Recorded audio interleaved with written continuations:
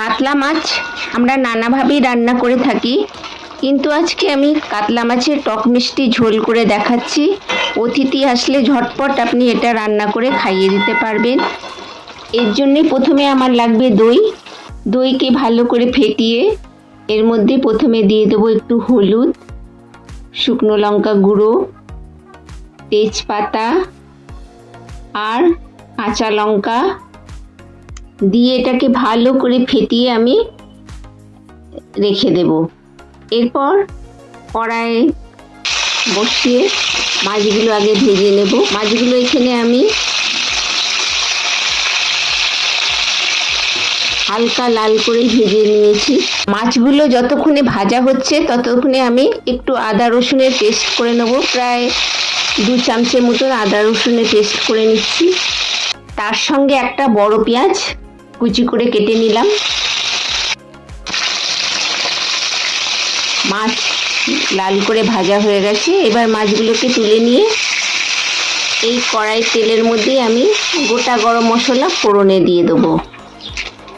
কটা এলাচ, দারচিনি আমি ফোড়নে দিয়ে দিলাম। এরপর আমি একটা পেঁয়াজ কেটে রেখেছিলাম, এই পেঁয়াজটাও আমি লাল করে ভেজে নেব।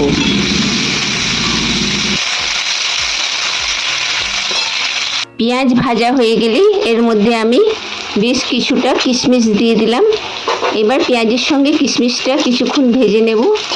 কিশমিশটা ভাজা হয়ে গেলেই আমি এর মধ্যে প্রায় 2 চামচের মতন আদা রসুনের পেস্ট দিয়ে দিলাম। অল্প পরিমাণেই দেব পেস্ট।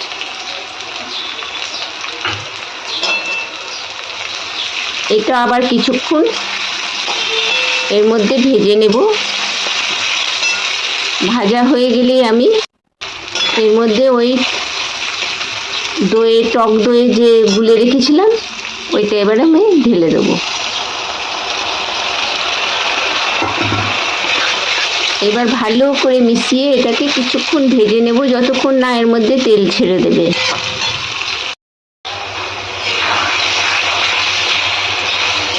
মশলার সঙ্গে দইটাও ভালো করে ভাজা হয়ে গেছে, তেল ছেড়ে দিয়েছে। এবার আমি ওই দইয়ের বাটি ধোয়া জলটা দিয়ে দেবো।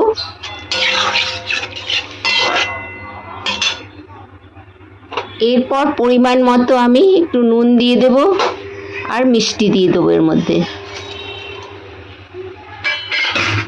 এরপর ভালো করে ফুটে গেলে আমি মাছগুলো এর মধ্যে ছেড়ে দেবো।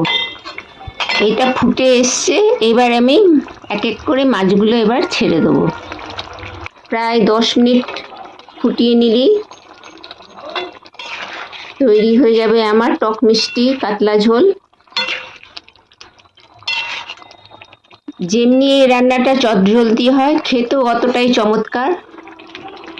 একবার এটা করে দেখবেন আর আমাকে কমেন্টসে অবশ্যই জানাবেন কেমন লাগলো।